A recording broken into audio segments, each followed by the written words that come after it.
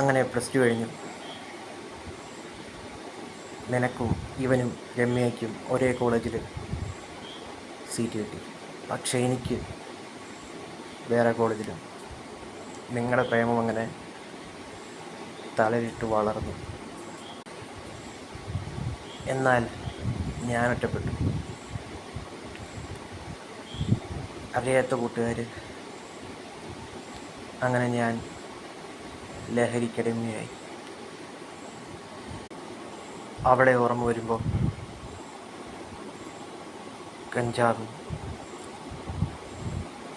സിഗരറ്റും ബീഡിയും എല്ലാം വലിക്കാൻ തുടങ്ങി. എല്ലാം മറക്കാൻ വേണ്ടി.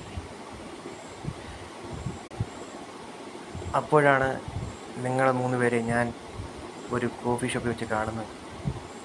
ഞാൻ വിളിച്ചു.